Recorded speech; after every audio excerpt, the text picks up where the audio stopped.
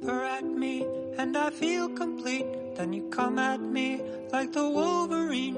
And even though you often turn your back on me, our love goes deeper than a submarine. No, I don't want clay dust inside of you, or chemicals in the place you poo. In my arms or in your box, our love will be pure. World's best cat litter for the world's best cat.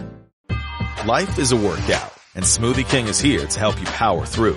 Whether you're crushing morning miles or sprinting through back-to-back meetings, give your body the energy, protein, and power it needs to help you conquer your goals. Only at Smoothie King. Einstein sonhava em encontrar uma teoria geral e uniforme do campo, uma equação simples que poderia explicar qualquer processo fundamental na natureza, desde a união dos átomos até o movimento rotativo das galáxias. Hoje a ciência está muito perto de realizar o sonho de Einstein. O núcleo do átomo nos oferece a evidência de uma elegante simplicidade subjacente na diversidade frenética do universo. Hoje, novas teorias uniformes estão aparecendo que revelam indicações dessa simplicidade fundamental. O Prêmio Nobel de Física de 1984 foi concedido por certos experimentos que confirmaram essas novas teorias. A experiência e a teoria indicam que o universo começou em um estado perfeito de simplicidade. A evidência disso foi consumida com o calor da grande explosão no início dos tempos. Temos o conhecimento aproximado da história do universo a partir de 1/100 de segundo após as grandes explosões, algo extraordinário que eu possa dizer isso, e é ainda mais extraordinário que eu possa dizer sem que alguns homens com casaco branco cheguem e eles me tirarão daqui. Parte da história que especificamos com abordagem suficiente, porque foram deixados fósseis e vestígios do passado que nos dizem que nossa teoria é verdadeira. A cosmologia de alguma forma fornece um tipo de campo de teste para qualquer uma das teorias sobre partículas físicas elementares. Não podemos observar o universo primitivo, mas suas consequências no universo atual. O que é aquilo? Eu não conseguia defini-lo.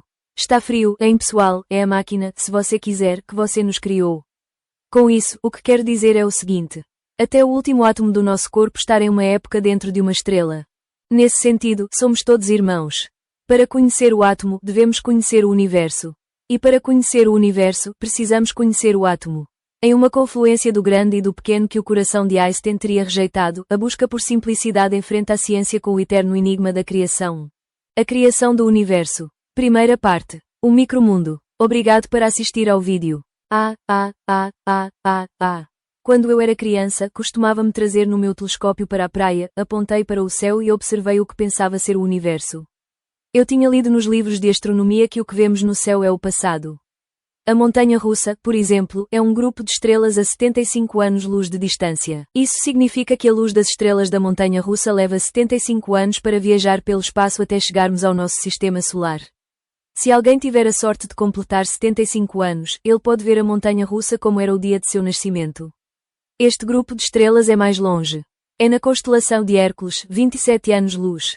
O que significa que o vemos como faz 27 anos atrás, quando não havia cidade humana sobre a face da Terra e o arco e flecha ainda não haviam sido inventados. Uma maneira de estudar a história do universo é observar o espaço externo. Mas o universo, afinal, não é apenas as estrelas e galáxias do espaço sideral. Também está aqui em nossa Terra. Vivemos no universo. E os objetos cotidianos estão cheios de sinais de história cósmica. Cada pedra de uma praia é uma galáxia de átomos. E esses átomos têm uma história que remonta além da história da Terra. Antes da formação da Terra, esses átomos estavam flutuando no espaço interestelar. Antes disso, alguns deles faziam parte das estrelas mais velhas. As partículas subatômicas que constituem esses átomos poderiam encontrar sua origem voltando a 15 milhões de anos atrás até o início dos tempos. Neste programa, exploraremos a história e a origem do universo. Vamos olhar para o minúsculo mundo de partículas subatômicas e elevá-lo às fronteiras cosmológicas do espaço e do tempo. Nossa esperança é aprender algo sobre como as coisas se tornaram o que são. Os índices para tentar resolver esse enigma estão lá em todos os lugares ao nosso redor. A nação de arranha-céus no distrito de Wall Street, no Lower Manhattan. Mais de 2 km daqui para o norte, não há edifícios altos. E mais tarde, no centro de Manhattan, os arranha-céus surgem novamente. É um desenvolvimento natural. Seu destino foi marcado por centenas de milhões de anos, quando a lava derretida fluiu pelo vale do rio Hudson e o leito de rocha em que a cidade subia foi dobrada devido a certos processos geológicos. O resultado foi algumas montanhas subterrâneas. Como os arranha-céus precisam se basear em leitos de rochas, a forma sinuosa da linha do horizonte de Manhattan traça os contornos de uma cadeia de montanhas subterrâneas aqui, onde começamos nossa exploração do reino do átomo e das abissos do passado. A Times Square é a mais antinatural que se pode imaginar e ainda deve uma grande estrutura para sua história natural. Os processos planetários que lhe deram sua forma geralmente são muito lentos, para que possamos apreciá-los com a escala de tempo do homem. Mas imagine uma viagem ao passado em um ritmo acelerado. Para que pudéssemos ver como a Times Square levou. Vamos vereador, vamos caminhar em direção ao passado no ritmo de um século a passo. Um século é um século. Times Square, então conhecido como Longacre Square, era um lugar sombrio e perigoso, um paraíso para os ladrões. Sua transformação no Gran Via Blanca, um lugar mais brilhante e consequentemente mais seguro, foi devido à física aplicada de Thomas Alva Edison e sua invenção, a luz elétrica. 200 anos antes disso, a Times Square era terras de lavoura. A família Soper cultivou choles na Broadway e na 51st Street quantas etapas mais adiante no passado e a Broadway era um caminho indiano. Apenas 70 passos atrás há 7.000 anos e Manhattan ainda foi descoberta pelos índios. Um pouco mais de 100 passos e chegamos à era do mastodon. Os mastodons pastam em uma época aqui, no Central Park. Apenas 150 etapas são suficientes para nos colocar no último período glacial, quando Manhattan foi enterrada sob uma grande camada de gelo com mais de 300 metros de espessura. Esta música rolada é o que os geólogos chamam de irregular glacial. Ele foi arrastado aqui pela massa de gelo em seu avanço. Você ainda pode ver como essas rochas foram expostas, foram polidas pela geleira em seu caminho para o sul. Mas essas rochas são milhões de anos. Para chegar a esse ponto do passado até o ritmo de um século por passo, teríamos que caminhar em direção ao Polo Norte. E a Terra é bilhões de anos. Para chegar tão longe no tempo, o mundo inteiro deve ser revertido. Os cientistas lidam com grandes figuras como aqueles que usam o que chamam de exponencial. Por exemplo, poderes de 10. 10 elevados ao segundo poder é 10 vezes 10, ou seja, 100. 10 elevados ao terceiro poder é 10 vezes o acima, ou seja, 1000. Desta vez, imaginamos que poderíamos caminhar em direção ao abismo do passado exponencialmente, para que cada passo que damos ao passado fosse 10 vezes o tempo percorrido pela etapa anterior. Os abismos do tempo. Oh, Terra, que mudanças você testemunhou! Onde hoje as ruas reinariam em uma época calma do oceano. As colinas são sombras e mudam repetidamente e nada permanece. As terras sólidas são dissolvidas como névoa, pois as nuvens são moldadas e desaparecem. A Terra é antiga, mas mais antigos são os átomos que a Terra é composta, e o ar, e você, eu e essa árvore. E podemos investigar o abismo da história cósmica observando a natureza em uma escala atômica e subatômica. E a escala subatômica. Quem mais próximo examinamos o universo das evidências muito pequenas e maiores que encontramos do passado. As flores desta árvore são jovens, sua forma e cor são o produto de genes mais antigos que a mesma planta. Os genes estão-se formando sucessivamente nas moléculas do ácido desoxirribonucleico ou DNA. As moléculas se tornam visíveis com um aumento de 10 milhões de vezes seu tamanho. Cada um é uma biblioteca de informações genéticas acumuladas ao longo da história da evolução da vida na Terra. Sendo ainda mais, podemos ver os átomos de carbono que as moléculas de DNA são compostas. Eles são ainda mais antigos que a mesma Terra. Os limites externos do átomo são patrulhados por um córtex de partículas carregadas negativamente, os elétrons. Anexamos a camada mais interna da casca de elétrons do átomo de carbono. Nós nos aproximamos de uma das iguais de formiga e estruturas magníficas da natureza, o núcleo do átomo. O núcleo é composto de prótons, colorido aqui de laranja para indicar sua carga elétrica positiva e outras partículas eletricamente neutras, os nêutrons. Essas partículas nucleares são formadas por sua vez por trios de partículas mais antigas e básicas, os quarks. Chegamos ao campo das forças nucleares. A força fraca intervém no processo de desintegração radioativa. Enquanto a força forte une os quarks, as redes de energia entrelaçadas em formas que chamamos de matéria. A maior parte do que sabemos sobre as partículas subatômicas foi descoberta acelerando as partículas em alta velocidade, fazendo-as atingir mais tarde e estudando os restos que surgem. Um físico comparou o processo ao fazer dois elegantes relógios suíços um contra o outro e, em seguida, tentando descobrir como eles foram projetados estudando as placas dentárias e pequenos parafusos que pulariam pelo ar. Este não é o método mais sutil ou elegante do mundo novamente, mas funciona. Este foi o primeiro acelerador de partículas no mundo. Ele usou princípios que ainda estão em uso. As partículas carregadas positivamente, os prótons, foram injetados neste pequeno anel, onde foram submetidos a um poderoso campo eletromagnético. Como os prótons são carregados positivamente, eles são atraídos para a parte negativa do campo. Então a polaridade do campo magnético é revertida ao fazer os prótons se apressarem aqui. Repetindo o processo, você pode obter assento circunflexo luz em alta velocidade até mover a espiral em direção ao final do anel, finalmente colide com esse objetivo. Este protótipo foi fabricado em Berkeley, Califórnia, no ano de 1930, forneceu a seus inventores uma bolsa de $500. Com esse dinheiro, eles construíram um segundo acelerador, 2 vezes maiores. Isso foi seguido por um terceiro ainda maior. Os aceleradores de partículas são cada vez mais. O melhor é o acelerador, menor é a escala em que eles podem testar as estruturas fundamentais da natureza. E eu me encontro no meio de um dos maiores aceleradores de partículas do mundo. É sobre Fermilab nas planícies de Illinois. Funciona muito semelhante ao primeiro acelerador, usando energia eletromagnética para girar as partículas ao redor do anel. Mas o anel agora é muito maior. No Fermilab, possui 3.500 metros de circunferência.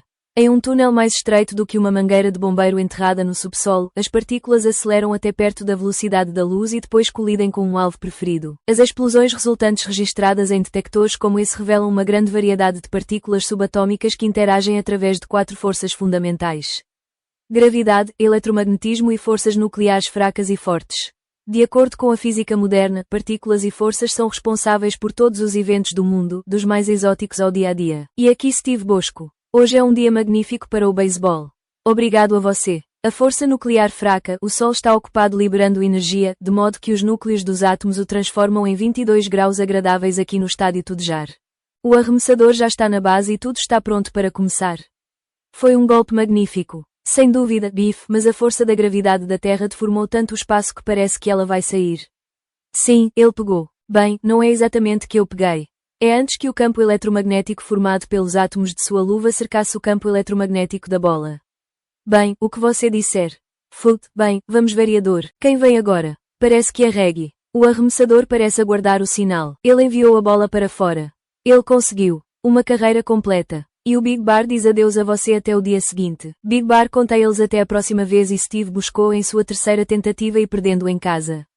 A bola de beisebol e o bastão são mais vazios.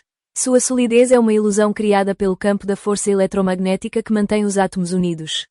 Vista no nível subatômico, uma corrida completa começa com a troca entre os átomos do bastão e os átomos da bola. A bola é repelida e se afasta. Culpamos o mérito da corrida completa ao batedor, mas a força fundamental responsável é o eletromagnetismo. Infinito ao seu alcance é o eletromagnetismo que nos traz a luz do Sol e das estrelas.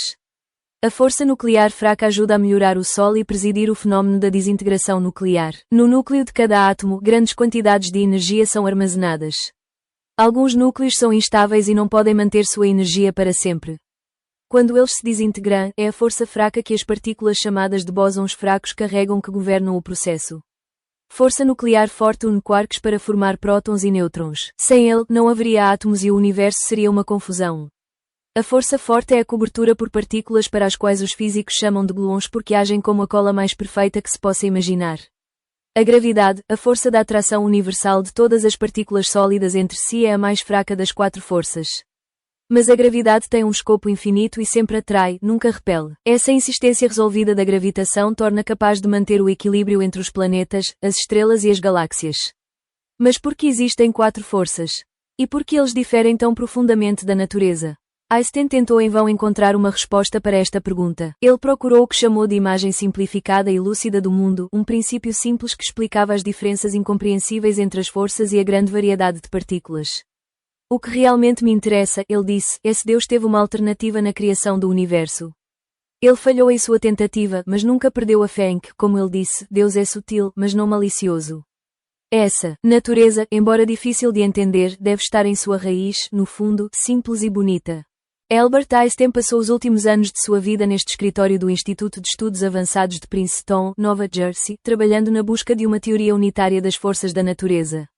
Ele não encontrou. As equações estavam inacabadas no conselho no dia em que morreu. Hoje, as equações têm uma aparência muito diferente e passam por nomes curiosos que Einstein nunca ouviu falar como supergravidade e supersimetria. Mas seu objetivo é o mesmo. Reunir em um todo elementos díspares da física. A física hoje é um trabalho de trabalho. Existem teorias que explicam cada uma das 4 forças fundamentais e o fazem maravilhosamente bem. Eles podem prever o comportamento de um elétron que se afasta em uma trajetória espiral de uma galáxia após sua explosão ou o comportamento desses fótons que chegam do Sol. Mas eles têm pouco a dizer sobre por que as forças da natureza diferem tão curiosamente. Porque, por exemplo, há uma carga elétrica negativa e outra positiva, mas não existe, pelo que sabemos até agora, uma gravidade negativa. Porque as forças fracas e fortes funcionam apenas dentro do núcleo do átomo, enquanto a força da gravidade e do eletromagnetismo é de alcance infinito. A busca por simplicidade, a esperança de identificar a força fundamental ou a partícula elementar da matéria é uma constante na história da física desde os dias da Grécia Antiga. A teoria atômica já era uma ideia antiga quando Platão debatia com seu discípulo Aristóteles. Aristóteles propôs que havia duas forças fundamentais que ele chamou levemente, a tendência das substâncias leves a subir e a gravidade, a tendência dos objetos pesados de cair. O poeta romano Lucrécio popularizou a teoria atômica. Linda é o mundo criado por átomos. Um anel de casamento se torna bom ao longo dos anos. E, no entanto, não vemos pontos de ouro a partir do ringue. Porque o ouro é feito de pequenos átomos. Com o espiritualismo da Idade Média, a teoria atômica considerada materialista foi esquecida. Emergir novamente sozinho na era de Isaac Newton, que viu o mundo composto por átomos ordenados pela força da gravidade. O universo é como uma máquina perfeita e a força da gravidade que o mantinha tem suas órbitas na Lua e aos planetas. Nos séculos seguintes, os experimentos de Robert Boyle, John Dalton e outros revelaram que, como Ernest e Rutherford disse, o átomo é um agregado complexo, não uma entidade simples. Rutherford descobriu partículas carregadas positivamente, os prótons, no núcleo do átomo. E James Chadwick descobriu os de carga neutra, os nêutrons. James Clerk Maxwell, na primeira teoria unitária moderna, mostrou que a eletricidade não passa de um aspecto da força eletromagnética. Por um tempo, pensou-se que havia apenas duas forças fundamentais, eletromagnetismo e gravidade. Mas o esquema de força foi complicado quando Hideki Yukawa, Enrico Fermi e outros identificaram duas outras forças não detectadas anteriormente que agiram dentro dos limites do núcleo do átomo, as forças nucleares fortes e fracas. Com o século XX, a identificação não apenas de duas novas forças chegou, mas também de muitas outras partículas. Einstein mostrou que a mesma energia consiste em partículas, entre quantos? Wolfgang Pauli descobriu uma partícula estranha chamada neutrino e a existência do antimatérias ainda estranhamente foi formulada por Paul Dirac. A lista continuou a aumentar. Havia pousadas, muons e pions. Fermi disse, se eu pudesse manter o nome de todas essas partículas, teria sido botânico. As esperanças de encontrar uma partícula elementar básica de matéria surgiram novamente quando Murray Gell-Mann sugeriu que prótons e nêutrons são formados por partículas ainda menores que ele chamou de quarks. O conceito de força também foi simplificado quando Sheldon Bluau, a força de Abdussalom e Steven Weinberg demonstrou que o eletromagneto e a força fraca são os aspectos de uma força simples, a força simples. Os experimentos realizados por Simon van der Meer e Carlo Rubbia confirmaram a teoria do eletrodébil. Isso foi seguido por teorias gerais e supergerais mais ambiciosas, e em meados dos 80, as esperanças de que a física pudessem estar muito próximas de atingir uma teoria unitária definitiva eram muito altas. Encontrar uma equação simples capaz de explicar a luta de quarks e estrelas. O problema que enfrentamos agora é que o modelo padrão, o esquema padrão, é muito elegante, é muito poderoso, explica muitas coisas, mas não está completo, ele tem algumas lacunas. E um de seus grandes defeitos é difícil de explicar. É um defeito estético. É muito complicado. Possui muitos parâmetros arbitrários. Não podemos imaginar o Criador, agindo 20 botões para estabelecer 20 parâmetros e criar o universo como o conhecemos. Desde que os gregos começaram nesse caminho de entender os átomos, os elementos básicos de todo o universo, tivemos o preconceito de que deve haver algo simples sobre tudo isso. E 6 quarks, 6 leptons e suas antipartículas, e que são de cor diferente e com carga diferente, é muito complicada. E há uma sensação profunda de que a imagem não é bonita. Essa busca por beleza, simplicidade e simetria sempre foi uma constante infalível, um indicador de como você deve trabalhar na física. Ainda não tocamos de volta. Mas, quando nos aproximamos dele, lembramos de insinuações de uma bela teoria subjacente da beleza, só podemos intuir no momento. Não sabemos que é verdade, não sabemos que existe uma bela teoria subjacente, não sabemos se, como espécie, somos inteligentes o suficiente para descobrir o que é. Mas se não presumirmos que existe uma teoria maravilhosa, nunca a descobriremos. Na minha opinião, deve haver no final de tudo isso um não enquadrado, não uma equação totalmente simples, mas uma ideia totalmente simples, e para mim, essa ideia, quando finalmente o descobrirmos, será tão convincente, tão inevitável, tão bonita que que vamos nos contar, não poderia ter sido de outra forma. As teorias uniformes sugerem que a natureza funcionaria mais simplesmente em condições de níveis de energia extremamente altos. Vamos ver o eletromagnetismo e a fraca força nuclear. Nos níveis normais de energia, eles parecem muito diferentes. O eletromagnetismo é transmitido por fótons. Os fótons são partículas de luz e podem percorrer grandes distâncias. Mas a força fraca é outra coisa. É transmitido por bósons fracos. Estes são pesados e só podem viajar curtas distâncias antes de esgotar e se desintegrar. É por isso que a força fraca é limitada ao seu alcance ao núcleo do átomo. Mas as teorias dizem que a situação poderia mudar se conseguimos aumentar o calor. Fed pela energia ambiental, uma nova partícula chamada Z apareceria, o que seria capaz de unir eletromagnetismo e força nuclear fraca em uma única força. Nesta simulação de computador, veremos como uma partícula Z se integra e combina novamente para formar um transportador de fótons de eletromagnetismo. O fóton, por sua vez, se desintegra para formar um par de transportadores fracos da força fraca. E os bósons são transformados novamente em uma partícula zeta. O que anteriormente eram duas forças, agora é a força eletrodébil. Uma maneira de testar essa teoria era procurar partículas Z. Como as salamandras, criaturas mitológicas que moravam no fogo, as partículas Z seriam desenvolvidas apenas sob condições de níveis extremamente altos de energia. O universo atual é muito frio, para que as partículas Z durem muito tempo. Eles encontrariam até o interior de uma estrela supergigante. Quando a teoria do eletrodébil previu pela primeira vez que deveria haver uma partícula Z, nenhum laboratório do mundo poderia reunir calor suficiente para provar essa previsão. E não foi até 1983 que a ciência conseguiu iluminar uma faísca quente o suficiente para fazer com que a partícula Z apareça se existisse. Aconteceu, em um laboratório aqui, na fronteira Franco-Sol. O local era o CERN, um laboratório internacional administrado em conjunto por 13 nações europeias. Como outros aceleradores de partículas gigantes, o CERN consome tanta eletricidade quanto uma cidade pequena, mas não fabrica nada. As 6.000 pessoas que trabalham aqui estão ocupadas em pesquisa pura. Obrigado por assistir ao vídeo. Tudo começa aqui. Partículas aceleradas são prótons. Eles são fáceis de obter.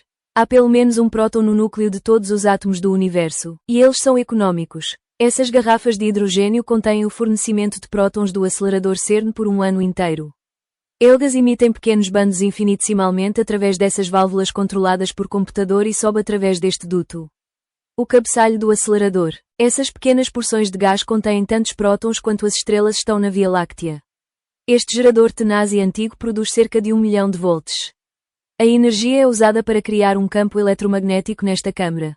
No campo, os elétrons carregados negativamente que giram em torno do núcleo de cada átomo de hidrogênio são rasgados, deixando o próton carregado positivamente. Os elétrons são deixados para trás e os prótons correm para o acelerador principal. Durante anos, os cientistas aceleraram prótons no gigante anel do CERN, fazendo-os colidir com objetivos imóveis. Mas agora, pela primeira vez, são as antiprotonas, partículas estranhas idênticas aos prótons, mas de carga oposta, depois bicar e armazenados no coletor antimatérias. Quando a matéria tropeça com o antimatter, o resultado é a aniquilação mútua. O impacto de um próton e um antiproton libera durante uma fração mínima do segundo mais energia do que o produzido por todas as usinas elétricas do mundo. Partículas subatômicas que se destacam dessa pequena explosão e são coletadas nas camadas da pele de cebola desse gigantesco detetor de partículas. Foram detectados o 28 de maio de 1983 de uma partícula Z entre os resíduos emitidos por uma colisão de prótons e antiproton. A teoria do eletrodébil foi confirmada. Carlos Bloch, do CERN, compartilhou o Prêmio Nobel de Physics de 1984 por ter concebido a ideia de colidir com o sujeito com o antimatérias. O que estamos realmente fazendo aqui é causar pequenas explosões. Nós nos concentramos em um volume muito pequeno de espaço e por um período muito curto de tempo suficiente para se reproduzir, por assim dizer, em uma escala muito modesta, que era o verdadeiro estado das coisas no universo como um todo. O maior progresso da ciência foi feito, acredito, por Galileu Galilei, quando ele trouxe ciência experimental ao seu justo nível de importância. E também acredito que, em grande parte, nosso progresso científico se deve à ciência experimental. E não digo isso porque ele é um cientista experimental, mas porque acredito que o veredicto final é sempre a última palavra tem o fenómeno físico. Após o sucesso da teoria do eletrodébil, os cientistas se jogaram para compor as teorias gerais unitárias e tão chamadas. Essas teorias dizem que em níveis mais altos de energia, 3 das 4 forças funcionariam como uma força. E, novamente, é teorizado que uma nova partícula exótica seria encarregada da obra de unificação, a partícula chamada X. Como vemos, um portador de gluon da forte força nuclear atinge uma partícula X e se transforma em portador de fótons do eletromagnetismo. Saúde, um gluon atingindo uma partícula XX também pode se tornar um transportador de bóson fraco da força fraca. As partículas de energia vivem em um tempo emprestado. Eles se encontram entre a energia dispersa no vácuo e depois se desintegragem e deixam de existir novamente. Teorias uniformes fazem a incrível previsão de que não apenas energia, mas também a matéria pode ser temporária. As grandes teorias uniformes pintam com cores mais intensas a lição antiga que o nascimento implica a morte. É o último capítulo de uma saga científica que começou aqui, em Veneza, há 378 anos. 20 de agosto de 1609, Galileu liderou uma procissão de senadores venezianos que, atravessando a praça, subiu ao topo daquela torre para olhar para o topo daquela torre para olhar para o topo da torre. Galileu era professor da Universidade de Pádua na época. Ele era um professor muito respeitado. Os alunos foram para suas aulas. Ele havia publicado alguns bons livros, mas seu contrato estava prestes a expirar e não havia reunido dinheiro suficiente para continuar investigando. Ele precisava de algo para dirigir sua carreira e o encontrou, o telescópio. Os senadores ficaram impressionados e garantidos em Galileu uma posição fixa como professora. Eles o ajudaram financeiramente e cuidaram de telescópios para ver navios no mar. Mas Galileu tentou seus telescópios no céu, e essas observações o convenceram de que os céus eram tão sólidos e mudavam quanto a Terra. As observações de Galileu forneceram as evidências de que estrelas e outros planetas são mundos como a nossa, compostos pelos mesmos elementos, e que se comportam de acordo com as mesmas leis físicas, como o mundo de grandes e pequenas mãos. E que eles se vincularam à Terra com o universo. Os venezianos entenderam que nada na Terra dura eternamente. Eles eram cidadãos de uma república literalmente levantados em areias em movimento e sustentadas pelos arriscados negócios de comércio marítimo. Mas eles pensaram que as estrelas, pelo menos, eram imutáveis. Os trabalhos de Galileu mudaram que, introduzindo na ciência a ideia de que a Terra faz parte do universo, ele estabeleceu a cena para a descoberta subsequente de que até as estrelas também vivem e morrem. Desde os tempos de Galileu, os novos telescópios observaram o espaço exterior para escalar em que Galileu nunca sonhou, e os aceleradores de partículas examinaram o mundo dos pequenos. E em todos os lugares mudanças foram encontradas. Se as teorias gerais uniformes são verdadeiras, nem mesmo os átomos vivem para sempre. A cidade onde Galileu vislumbrou as indicações da mortalidade dos céus está em perigo. Veneza afunda. Suas ruas são inundadas com chuvas de inverno. A cidade não será capaz de viver para sempre. Mas isso não está sozinho. O Sol também nem as outras estrelas ou os átomos são compostos. Kamioka, Japão. Para minimizar a interferência causada pelas partículas de alta energia que nos alcançam do espaço, o experimento é realizado a uma profundidade de cerca de 3.000 metros de fundo. Teorias uniformes prevêem que o próton comum dura muitos bilhões de anos e que, reunindo uma enorme quantidade de prótons, os cientistas podem demonstrar essas teorias no decorrer de 1 ano ou 2 de observação cuidadosa. E é isso que está sendo feito aqui. Um poço equipado com detectores sensíveis foi escavado e depois preenchido com 660 toneladas de água pura. Se um próton de qualquer um dos bilhões de moléculas de água do tanque se desintegrasse, ele enviaria um indicador de flash luminoso. Os computadores, monitorando esse flash luminoso, comunicariam as notícias aos expectantes científicos. Se os resultados forem positivos, o experimento confirmaria uma hipótese perturbadora, que todo o assunto do universo é um capricho de passageiro, mais um estágio na dança interminável de energia. Se o eletromagnetismo e a fraca força nuclear são unidos a altos níveis de energia, eles estão trabalhando na tentativa de resolver esse enigma.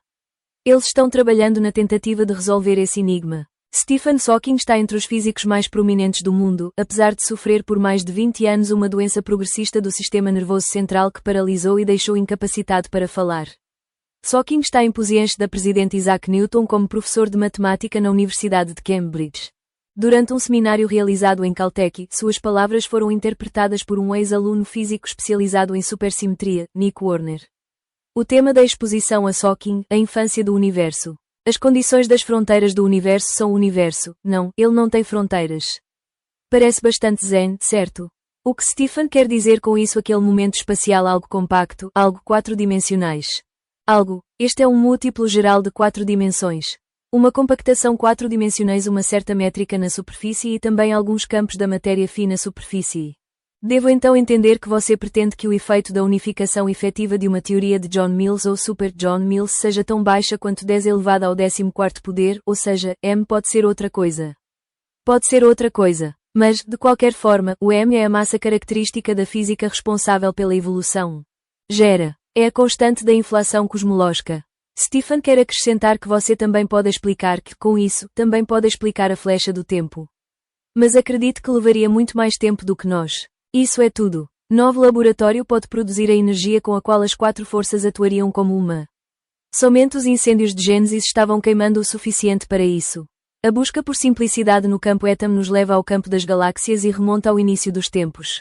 Vivemos em uma grande galáxia em espiral que chamamos de Via Láctea. Os astrônomos chamam isso de grupo local. E o grupo local faz parte da constelação de Virgem, um arquipélago de galáxias que se estende ao longo de um espaço de 100 milhões de anos-luz. As galáxias estão se afastando enquanto o universo se expande. Em uma simulação de computador, com base em observações astronómicas, estamos testemunhando algo antes nunca visto pelo olho humano.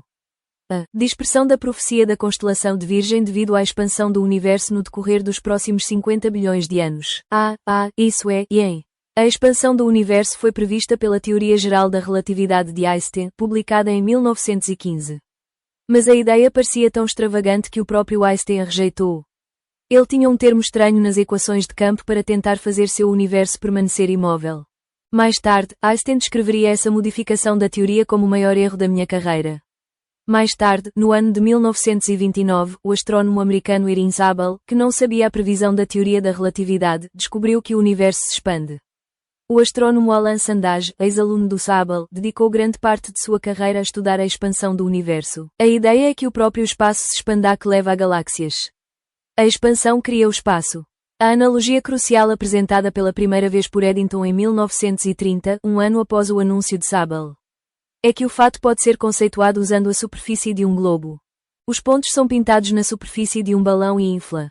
Não colocamos nenhum dos pontos. Parece que então, somos o centro e que os outros pontos se afastam. Agora deixamos o balão escapar e observar o que os pontos fazem. Eles estão se aproximando. E se tivéssemos todo o ar de um balão perfeito, a mesma superfície não ficaria nada. Todos os pontos se reuniriam no mesmo lugar. Portanto, todo ponto é o centro da expansão. Sempre falo sobre isso, surge a mesma pergunta. É possível encontrar o centro da expansão? Qualquer ponto é o centro. Não há centro no começo. Tudo estava em um ponto e todos os pontos e todos os tempos eram idênticos no início dos tempos. Observatório de Monte Palomar, no sul da Califórnia. Estou sentado em uma máquina do tempo de certa forma, um instrumento capaz de observar diretamente o passado. No final deste tubo, bem abaixo de mim, há um espelho côncavo polido que pode coletar tanta luz das estrelas quanto os olhos de toda uma comunidade de 20 pessoas.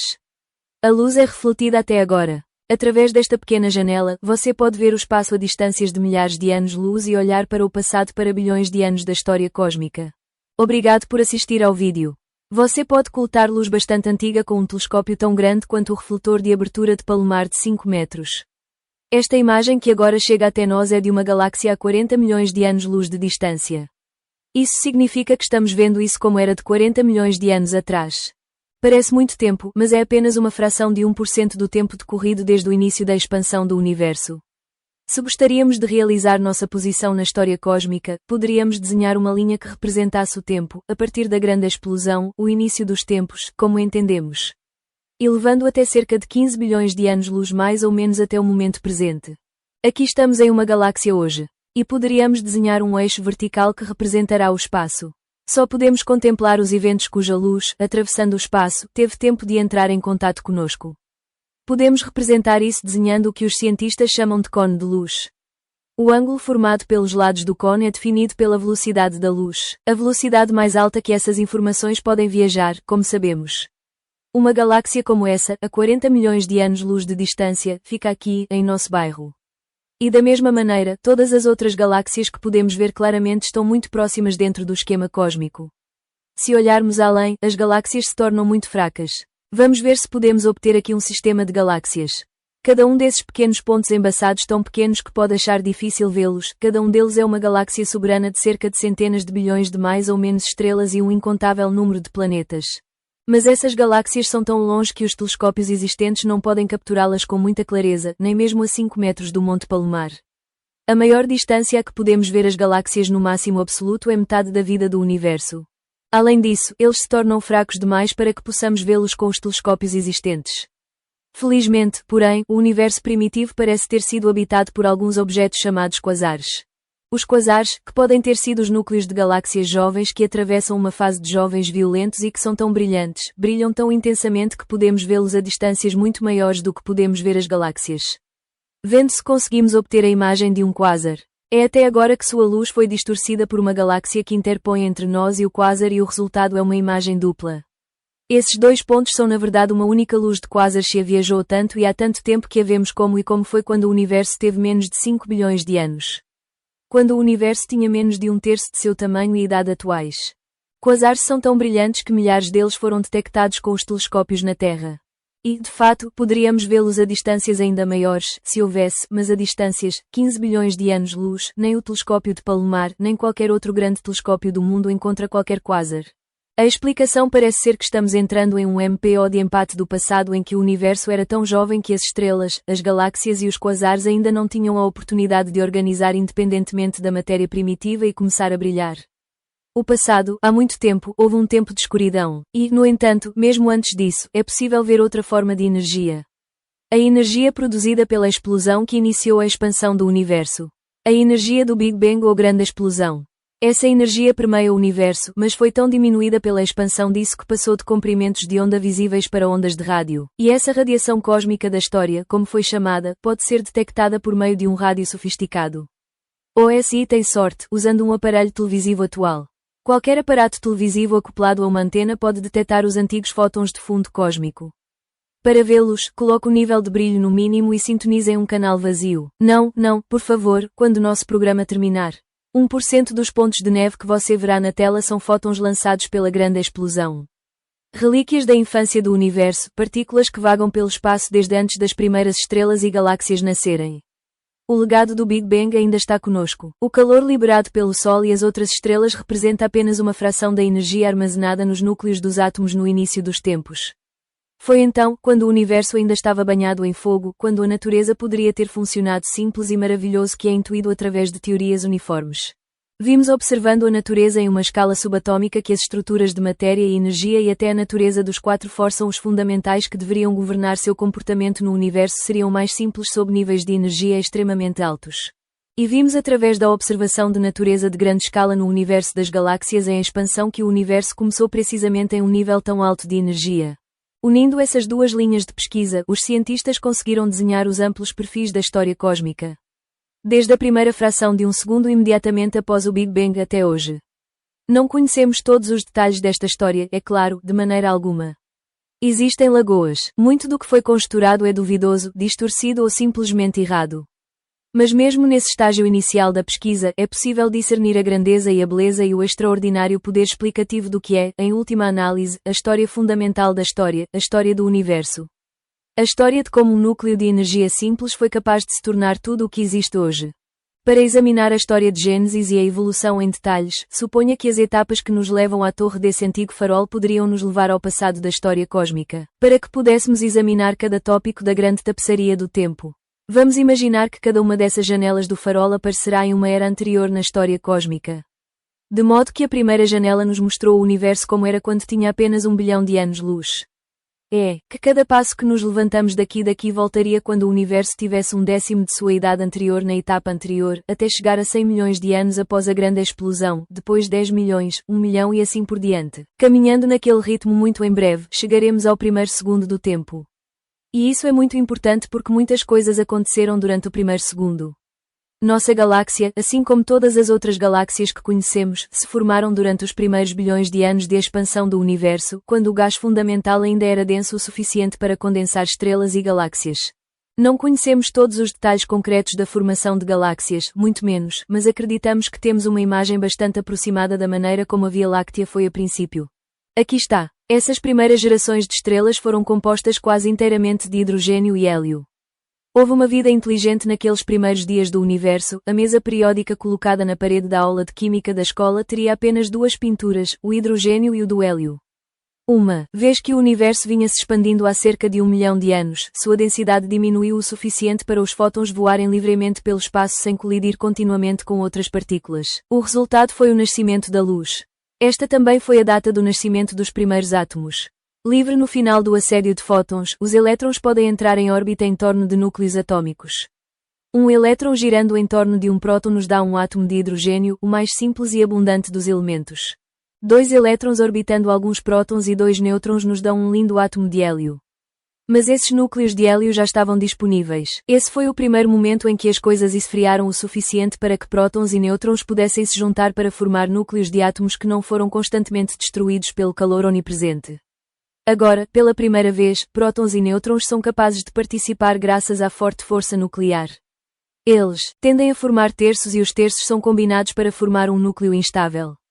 2 dos prótons extra-exclusivos são expulsos e o resultado é um núcleo estável de hélio.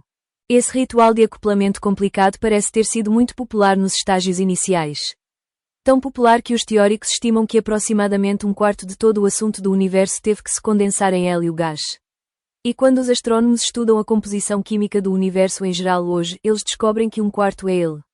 Eles são esse tipo de confirmação das teorias de experimentação que leva os cientistas a pensar que eles realmente entendem algo sobre como os átomos de hélio foram formados no Big Bang Fires. Agora entramos a horários muito remotos. Quando o universo teve apenas um segundo, o calor era tão intenso que venceu a forte força nuclear. Essa é a força que mantém os quarks juntos para formar prótons e nêutrons. A partir daqui, nem mesmo estruturas fundamentais, como prótons e nêutrons, podem existir e o universo é uma sopa de quarks gratuita. 1/10 de segundo. 100 de segundos após o início dos tempos. O universo agora é tão denso que até neutrinos, partículas subatômicas tão escassas que podem atravessar um sólido bloco de chumbo de 1 bilhão de quilómetros sem tropeçar em nada. Até os neutrinos, dissemos, estão atualmente contidos em calda universal de matéria e energia.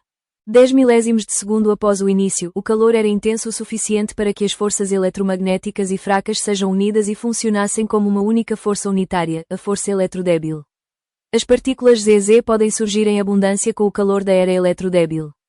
Os fracos bósons e fótons agiram alternadamente e o universo não foi governado não por 4 forças, mas por 3. Quando o universo tinha apenas uma pequena fração da segunda idade, aproximadamente 10 elevados a menos de 35 segundos, para ser mais exata, acredita-se que a força de eletrodébil ainda não estava separada da forte força nuclear. Durante um breve momento, a simplicidade natural concebida por teorias gerais uniformes foi uma realidade. As partículas X exóticas e os quarks franziram os mares subnucleares. Gluons, prótons e bósons fracos dançavam alternadamente. Assim, apenas 2 forças operavam no universo mais primitivo, gravidade e força eletrónica ou força geral unificada, como é chamado. Mas é possível que, mesmo antes, na história do universo, as coisas fossem ainda mais simples. Atingimos o primeiro momento de tempo. A fração do segundo decorrido desde que o universo começou sua expansão é tão pequena que não tem nome. Para expressá-lo, um decimal deve ser escrito e depois uma fileira de 40 e tantos zeros. O universo, tudo o que existe ou pode existir, estava contido, acreditamos, neste momento, em uma simples faísca de energia rápida de expansão, mas ainda menor que o núcleo de um átomo e governada por uma simples lei primordial. Se soubéssemos o que aconteceu naquela época, poderíamos finalmente entender as relações entre as leis da natureza e entre espaço e tempo e entre matéria e energia. Mas ainda não sabemos. Não temos uma teoria que possa explicar como a natureza teria se comportado nessas circunstâncias extremas. Há muitos que buscam essa teoria. Alguns acreditam que a chave está em uma espécie de severidade quântica, para o qual eles chamaram a teoria superuniforme e a teoria supersimétrica. E, é claro, não sabemos o que essa teoria dirá, mas quem ficar com essa teoria será o primeiro homem que espiava o limiar da criação. Provavelmente, a pergunta mais fundamental que pode ser feita sobre o universo é o que ele fez com que ele começou. Qual é a origem do momento da criação? Isso é provavelmente o mais difícil de responder, porque na cosmologia o caminho para reconstruir a história do universo está passando o filme de volta. E para repassar o filme, as leis da física são usadas. As leis físicas que conhecemos no presente provavelmente são boas o suficiente para nos colocar no passado para apenas 10 elevados para menos de 43 segundos da explosão ou o momento da criação. Isso é muito, mas para voltar ainda mais, precisamos de muraridade de gravidade. Suspeito que sempre possamos nos encontrar nessa situação, que para voltar uma fração mínima de segundos, precisamos de algum conhecimento que não tenhamos e acho que pode gastar muito tempo, se isso acontecer, antes que possamos responder à pergunta que todos gostaríamos de saber. O que causou a criação? Pode ser que o universo teve um começo. Pode ser um tempo espacial para uma superfície fechada, sem limites. Semelhante à superfície da Terra. Mas com mais 2 dimensões, se a ideia de que o tempo espacial é finito, mas ilimitado, está correto. Que a grande explosão é como o polo norte da Terra. Questionado sobre o que aconteceu antes do Big Bang um pouco, enquanto perguntei na superfície da Terra 1,5 km para o polo norte uma pergunta sem sentido.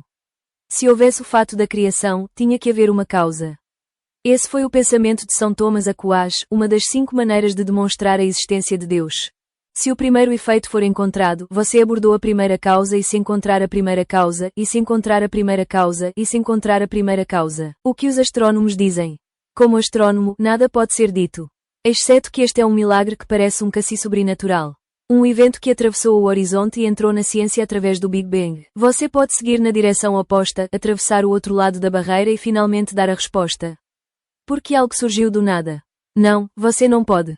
A ciência não pode, mas ainda há um mistério incrível. Porque há algo no lugar. Os chineses antigos conceberam ser como decorrentes de seu oposto, não sendo. Nada escreveu, produziu o universo, o espaço e o tempo. Os mitos pré-históricos pintaram a Gênese em termos biológicos. O Deus primitivo se tornou um ovo azul claro.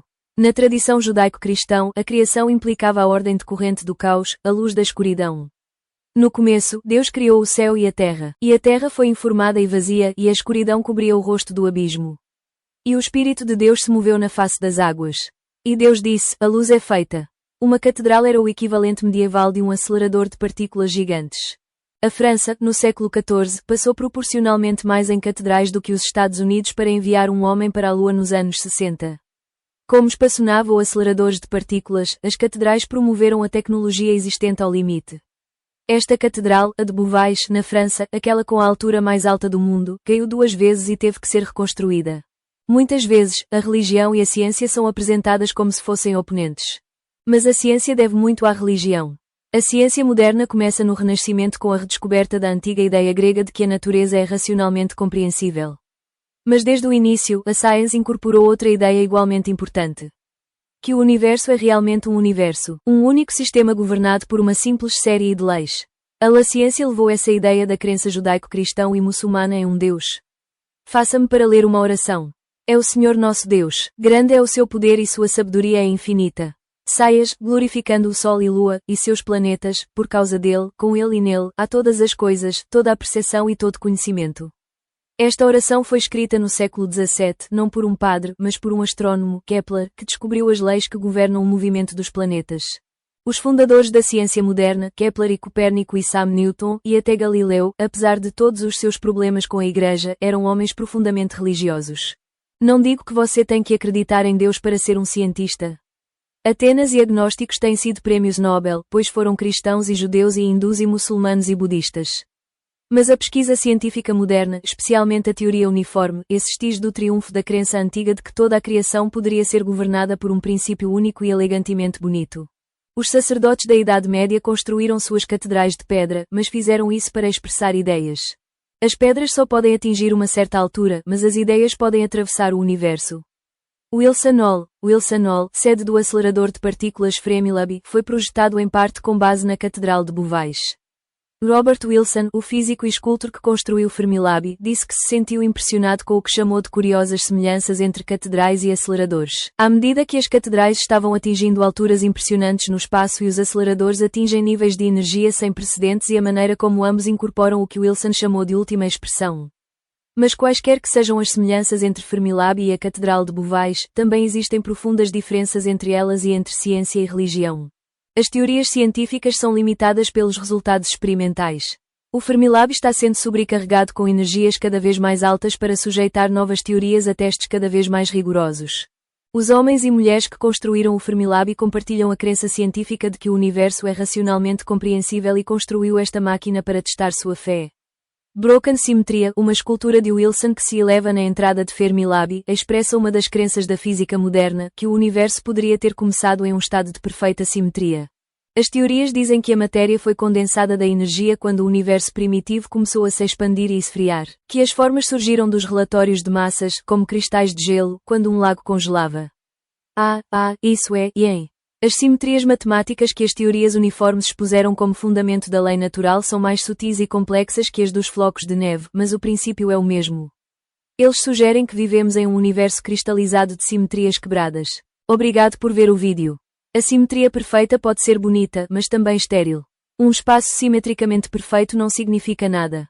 Assim que um objeto é introduzido nesse espaço, a simetria é quebrada, criando o significado do local. Há um lugar onde está o objeto e outro onde não está.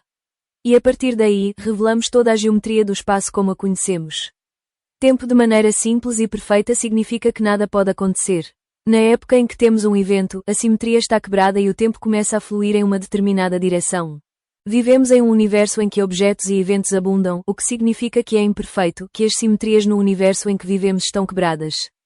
Pode ser que devemos a mesma origem do nosso universo à imperfeição que envolve a quebra da simetria absoluta, do vazio absoluto. Mesmo existe uma teoria para essa abordagem. É chamado de vazio de Gênesis e sugere que o universo começou como uma única partícula que surgiu de um vazio absoluto. Por estranho que pareça, essa ideia não viola nenhuma das leis físicas conhecidas. Vimos como partículas reais surgirem constantemente de um vazio e caem novamente na não-existência. Parece haver limite para o tamanho e a longevidade das partículas criadas dessa maneira. É possível que não houvesse nada absoluto, do qual surgiu uma partícula tão poderosa que poderia ter dado origem a todo o universo. Não é muito provável, mas isso só deveria ter acontecido uma vez. A teoria do vazio da Gênese é uma nova ideia e ninguém sabe se é verdade ou não, mas satisfaz dois dos critérios de uma teoria científica sólida. Parece tão estranho que seja absurdo. E como o próprio universo, quanto mais se sabe, mais bonito parece. Nada poderia ter emergido a centelha de Gênesis. Enquanto o universo se expandiu e esfriou, a escuridão desceu. Então a luz nasceu com a formação das primeiras estrelas. Cada estrela é um forno nuclear onde a matéria é introduzida, liberando um pouco da energia herdada da primeira bola de fogo.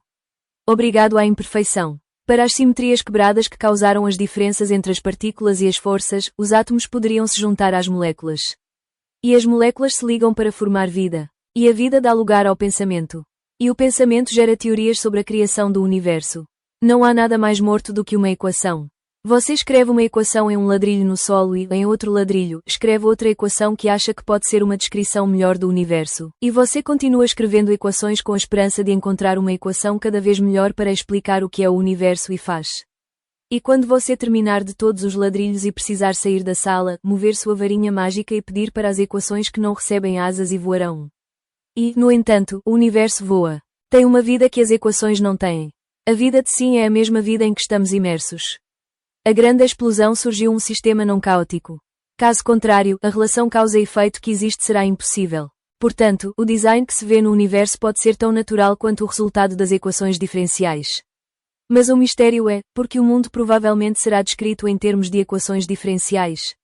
E ou seja, essa é a resposta que a física nos dá. Sempre, os alunos ficaram confusos com as fórmulas que os grandes cientistas descobriram, mas o universo trabalha com base nessas fórmulas. Portanto, o universo que observamos não é um fenómeno casual. Acho que a natureza amorosa e o trabalho preservar o nível de cestas e pássaros e outros animais e habitats em geral, o que está muito relacionado a estar interessado em EST, você pode ver as leis da natureza, à medida que a natureza opera, por exemplo, do ponto de vista da física fundamental. Para mim, tudo isso faz parte do mesmo todo, a beleza que a natureza mostra em algumas criaturas selvagens. Como o gigante coxas na Amazon, Peru. Essa beleza para mim está relacionada à beleza que apreciamos quando estudamos as leis fundamentais da física. Eles são todos diferentes meios que têm a natureza de nos mostrar sua beleza. Como ele tinha 13 ou 14 anos, eu sempre quis saber como o universo funcionou e porquê. E porquê é como é. Agora, tenho um ligeiro ideia de como o universo funciona. Mas eu ainda realmente entendo o porquê. Einstein costumava dizer que o universo mais incompreensível é que é compreensível. É um antigo enigma. O que está na mente humana tão alinhada com o universo que somos capazes de entender algo sobre o funcionamento da natureza com a maior das escalas. É uma questão filosófica, suponho, mas a ciência foi capaz de nos fornecer uma pequena parte da resposta. Quando estudamos as partículas subatômicas e as estrelas e galáxias, chegamos a qualquer lugar que o universo seja de uma peça e que começou como uma única semente menor que um átomo. E em um sentido real, você e eu estávamos lá. Cada parte da matéria e energia do nosso sangue e nossos ossos e os centros nervosos de nossos pensamentos pode recuperar sua linhagem até atingir a origem do universo. As leis naturais que foram fragmentadas e multiplicadas à medida que o universo se expandiu e resfriou continuam a operar hoje nos batimentos de nossos corações e nas trajetórias das estrelas. Como diz o Alcorão, o universo é tão compacto quanto as veias de nossos pescoços. A evolução do universo continua, não ao nosso redor, mas dentro de nós. Nossos pensamentos e sentimentos são, afinal, parte do universo. Sua história também é nossa história. Obrigado por assistir ao vídeo.